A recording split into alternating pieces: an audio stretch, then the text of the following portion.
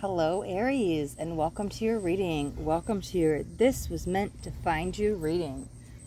So this will be for Aries, Sun, Moon, or Rising. If you guys are dealing with an Aries and you're watching, then cross-watcher, this message might make more sense to you.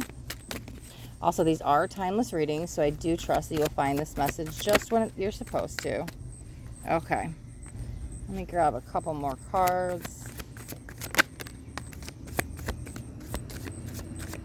Let's take that one. Okay, here's what we've got. Okay, I don't know if you feel like you're drowning a little bit, like you might even be feeling smothered in a relationship, unless that's how your partner's feeling. But there's this energy of like a call for help. Let me see what we got here. Yeah. Okay. As cheesy as this sounds, like, I don't know, I have to go with what I hear, because some of these, like, cliche things are, like, so true. Like, laughter is the best medicine. So if you can find a way to, when something happens, you turn to laughter instead of crying, and you can just laugh things off, let it roll off your shoulder, like, not let things bother you, and just, like, whatever somebody says, you just, like, roll with the punches, like, it's funny, it just laughs, and it can just roll off your ego. It feels like it will help you, because I don't know if you're feeling a little offended by what somebody's saying or stuff that's going on in the world or something's going on. I feel like I'm grappling at straws, and I feel like I'm not quite maybe understanding someone's true intentions, but that could be like a more global perspective as well, as in it just feels very heavy energy, and the world's against me, and so I'm holding on for dear life, and it's just everything's happening to me instead of for me, right? And so I think with the Six of Wands and the Whimsy card, like, that's where I'm getting this energy of lighthearted, carefree, connecting with inner child, laughter. Like, laughter is that medicine, right? And just being able to relax a little bit and enjoy life.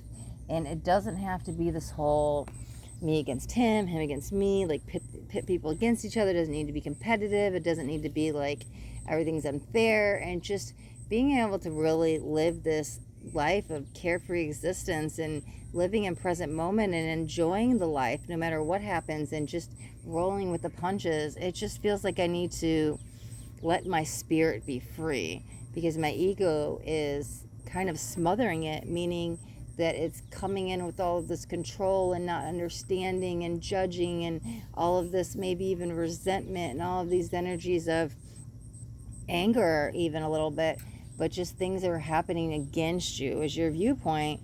And I don't think you're seeing things quite that clear, because here's the light. You're missing the message, like the love and light, that love is all there is.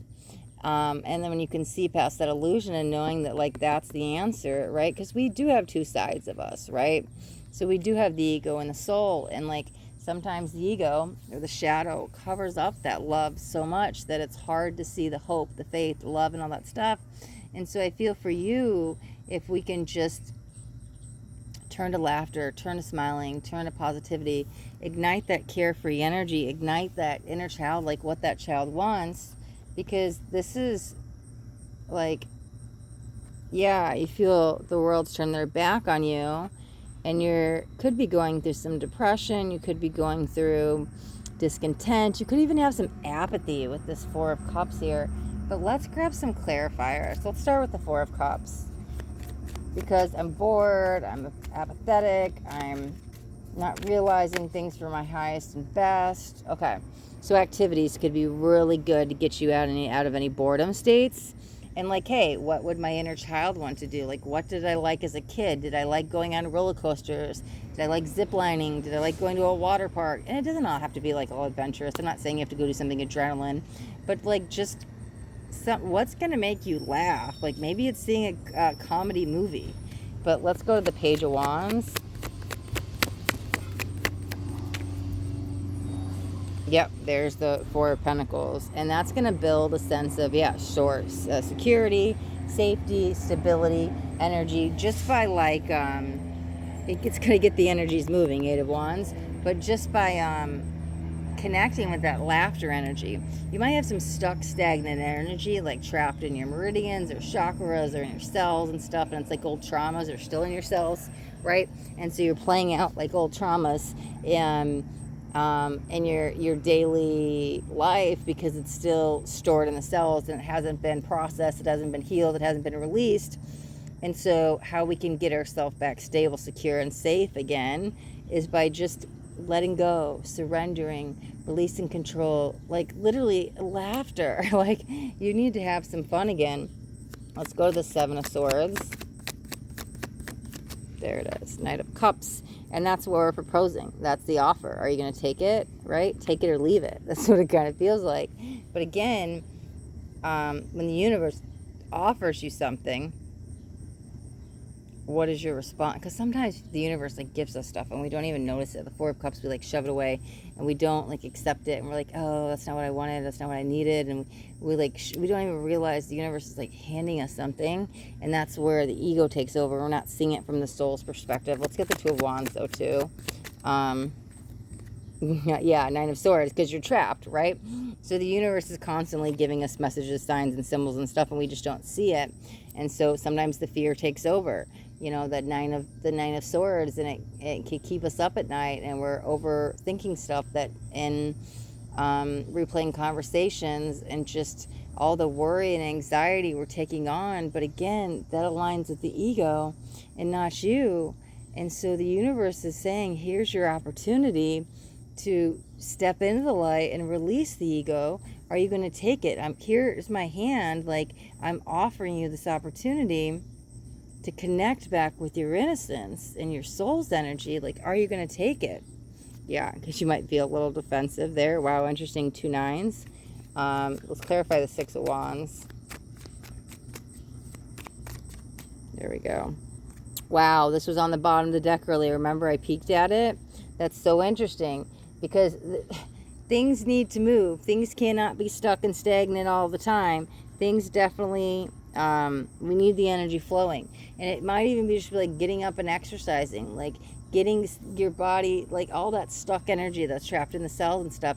We need to get going. We need, what is that? And body emotion stays emotion. So if you're feeling a little bit apathetic and depressed and you just want to get out of bed, like the second you start going, you'll probably just keep going. So just start with one thing and it will get the energy moving. Let's go with that whimsy energy right out. Wow, but I like that it came out in reverse because that's the drama. And you can overcome this. You could even call in Archangel Michael with the sword to help release any of this stuff or cut any cords. But again, it's connecting back with who you are. And so that's your choice. Who do you want to live with, the ego or the soul? And that's how you can choose to set your day. And so I think with this, we have to let everything else go. I really just want you to go do something. It's not even that's going to make you smile and positive. Like, I can't even emphasize how much laughter is going to be healing when that ends up being your go-to response. And I don't, like, some people use that in an energy of like, it's a defense mechanism that they just laugh everything off and they don't take anything seriously. I don't mean it like that.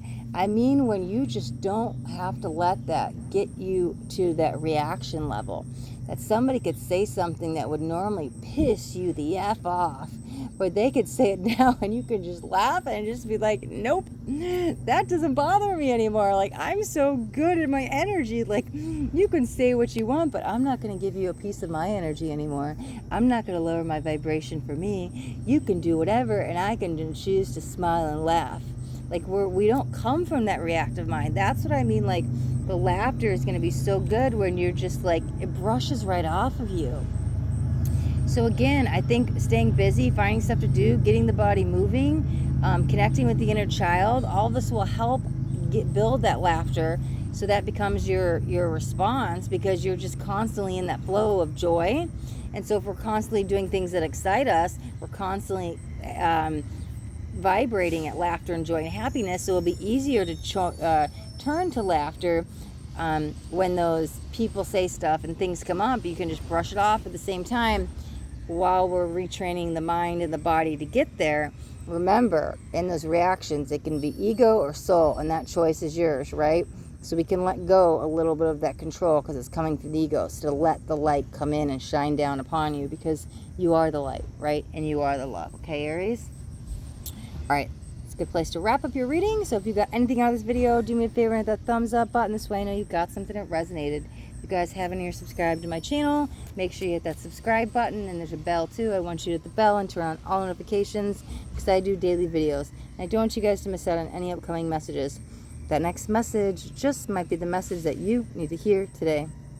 All right, Aries, thanks for watching. Till next time, be blessed.